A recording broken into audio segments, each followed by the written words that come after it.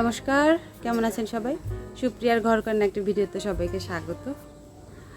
অনেক ভোরে উঠছি, ভোর থেকে কাজবাজ শুরু হয়ে গেছে। আমি ভিডিওটা শুরু করলাম দেরিতে। এখানে দিদি চলে গেছে রান্নাঘরে, আরও কিছু কাজ বাকি আছে। একটা শাক হয়, তো সেই অনুযায়ী কচুর শাক হবে। এখান থেকেই রান্নাবান্নার স্টার্ট হবে। সেই শাকটা শুধু কাটতে বাকি, আর সব রেডি। যাই হোক, চলুন এখান থেকে ভিডিওটা শুরু করি। যতটা পারি আমি ভিডিওতে ক্যাপচার করব। জানি না, যেহেতু আমার ভিডিও আমি করি, কতটা কি করতে পারবো তো সেটা জানি না। রত্নাদি থাকলে আমি আলাদা একটা শক্তি পাই, ওনাকে আমি অনেক বেশি ভরসা করতে পারি। তার জন্য আজকে তেমন কেউ আসেনি। আর যাদের আসার কথা ছিল, একজন খুব অসুস্থ আর একজনের নাতি খুব অসুস্থ, তার জন্য আসতে পারে না। গরমের সময় তো মানুষ এমনিই নাজেহাল। আজকে আমার তেমন কোনো কাজ নেই, আমি শুধু সবাইকে তত্ত্বাবধান করতেছি।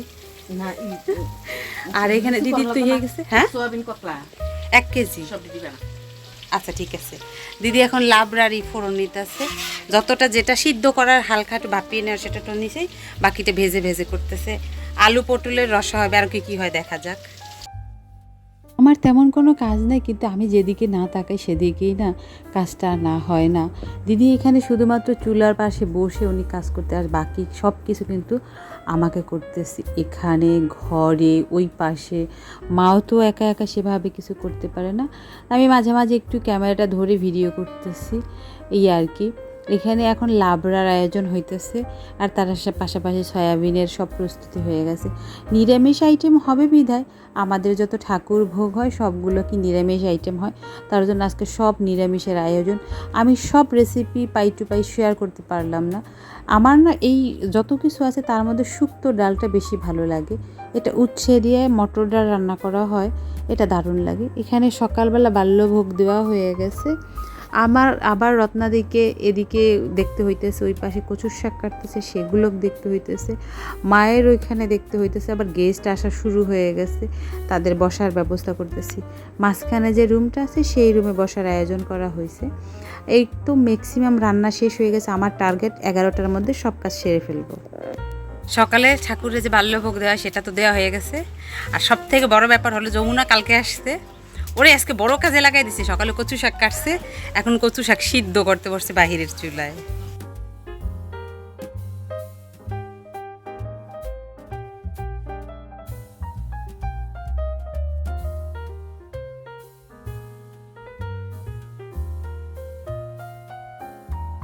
এখানে এত মানুষজন, তারা কেউই আসলে নারকেলটা কুড়িয়ে দিতে পারতেছিল না। আমি মাঝখান থেকে সেটাও করে নিলাম।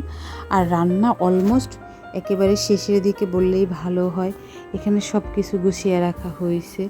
গরমটাও যা পড়ছে না, আমি চাইতেছিলাম যে একটু আগে আগে যদি পরিবেশন করা হয় তাহলে বয়স্ক লোকেরা একটুখানি শান্তি পাবে।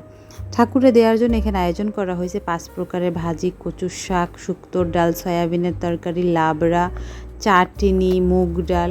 আবার এখানে আছে লুচি, দই, মিষ্টি, পায়েস, সুজি, 5 রকমের মিষ্টি দিয়ে আর কি পুরোটা করা হয়। পান করা হয় আলাদা করে, পঞ্চফলও দেওয়া হয়, সেগুলো তো আসনের পাশে দেওয়া হয়েছে। পুরো প্লেটিং রেডি, এখন ঠাকুরকে নিবেদন করে দেওয়ার জন্য নিয়ে যাওয়া হবে। আমি এখানে দিদিকে বলে দিচ্ছিলাম, এরা অন্যরকমভাবে দিত এই অবধি, কিন্তু আমি আসার পরে একটু তাদের নিয়মটা চেঞ্জ করা হয়েছে, আমার কারণেই বলতে পারেন। আর এখানে মিষ্টির থালাটা আমি সাজিয়ে দিলাম, ব্যাস এখন ঠাকুরের উদ্দেশ্যে নিয়ে যাওয়া হবে।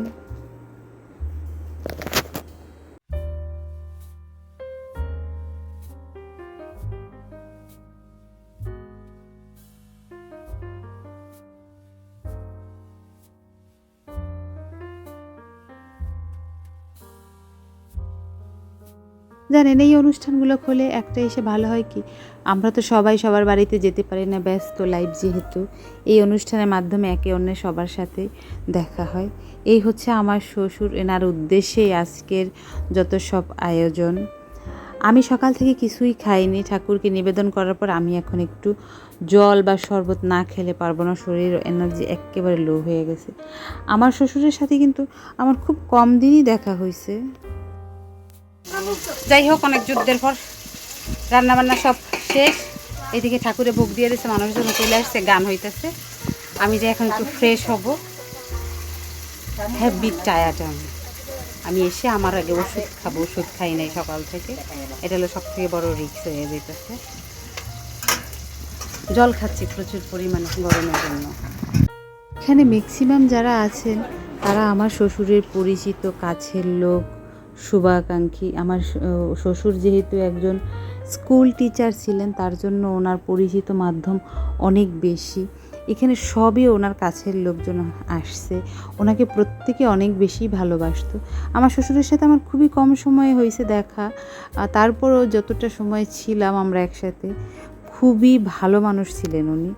ওনার আচরণ ব্যবহারে সেটা আমি ফিল করতে পারছি। অনেক ছোটোবেলায় তো আমার বাবাকে হারিয়েছিলাম, ভেবেছিলাম শ্বশুরবাড়িতে এসে শ্বশুরের সাথেই আমার হয়তো সম্পর্কটা একটু ভালো হবে, কিন্তু কপাল খারাপ হলে যেটা হয়, ওনাকে খুব বেশি আমি পাইনি। আমার বিয়ের 2 মাস পরেই উনি এই পৃথিবী ছেড়ে চলে যান।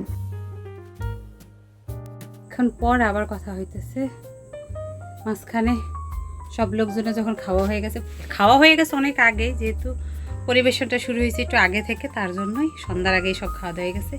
এরপর আমি ফ্রেশ হয়েছি, যতটা পারছি, যেটা না করলেই নয় সে সবগুলো গুছাইয়া ফেলছি। রাতের বেলা সবার খাওয়া দাওয়া হয়ে গেছে। আমার শরীরে এখন এত ক্লান্ত লাগতেছে, আমার মনে চাইতেছে আর কিছু খাইতে। আমি এখন আবার একটু ফ্রেশ হবো, প্রচণ্ড গরম, আর সবাই ম্যাক্সিমাম চলে গেছে। চন্দন দা, এক কাকি, যমুনা, এরাই আছে মাত্র। এই ঘর থেকে সবাই খেয়ে দিয়ে গেল, আমি যাব। আমার কথা বলতে কষ্ট হইতেছে, আগে একটু ফ্রেশ হই, তারপর আমি ভেবে দেখবো আমি আসলে খাবো কি না। ফ্রেশ হয়ে খাওয়া দাওয়া করে মাত্র এসে বসলাম। যারা আছে তাদের সাথে একটু গল্প গুজব করলাম। কয়েকদিন যাবত তো আমার মার সাথে কথা বলাই হয় না, মাকে একটু ফোন দিলাম, তাও রিসিভ করলো না, আর কথা হলো না। এই এত টায়ার্ডনেসের ভিতর দিয়ে একটা সব থেকে ভালো কি, আমাকে একজন একটা গিফট করছে। এইটায় ব্যাগটায় আছে আমার একটা কাকি শাশুড়ি আমার জন্য একটা শাড়ি নিয়ে আসছে, তার সাথে একটা সিঁদুরের কৌটাও আছে। আর শাড়িটা দারুণ হয়েছে, তার সাথে একটা ব্লাউজ পিস আছে। এটা হচ্ছে কুমিল্লার বিখ্যাত সিল্ক বাটিক, মানে কুমিল্লা তো বাটিকের জন্য অনেক বিখ্যাত। এটা হচ্ছে ব্লাউজ পিস, শাড়িটার সাথে কন্ট্রাস্ট ব্লাউজ পিস, মানে ঠিকঠাক করে বানাইলে দারুণ লাগবে। এই হচ্ছে শাড়িটার কালার। রাতের বেলা লাইটে মনে অতটা বোঝা যাবে না। এটা হচ্ছে ভিতরের অংশ, আর এটা হচ্ছে আঁচল। হ্যাঁ,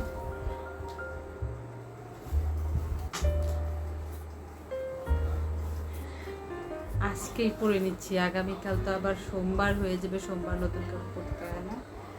দারুণ লাগবে শাড়িটা যখন বানাইয়া মানে ব্লাউজটা কমপ্লিট করে পরলে দারুণ লাগবে। এত সারাদিন এত পরিশ্রমে এই একটা ভালো ফলস্বরূপ পাইলাম, সেটা হচ্ছে কেউ একটা গিফট করছে। এই কেকটি আমাকে কেউ গিফট করলে খুব পছন্দ আমার, তারপরে যদি সেটা শাড়ি গিফট করে তাহলে তো আমি আরোই খুশি। বেশি ভালো লাগার আরেকটা কারণ হচ্ছে কি সুন্দর করে টার্সেল করে দেওয়া। আর টার্সেল দিলে যে কোনো শাড়ি এমনি সুন্দর হয়ে যায়, দারুণ লাগতেছিল। টার্সেলের কারণে আরও সুন্দর লাগতো। তাহলে ভিডিওটা আজকের মধ্যে এখানেই শেষ করছি। যদি ভালো লেগে থাকে তাহলে অবশ্যই একটা লাইক করে দেবেন, আর ভিডিও সম্পর্কে কিছু জানতে চাইলে অবশ্যই কমেন্ট করে জানাবেন। সবাই সুস্থ থাকবেন, ভালো থাকবেন, সাবধানে থাকবেন। দেখা হবে পরবর্তী আরও একটা ভিডিওতে। ততক্ষণের জন্য সবাই ভালো থাকবেন।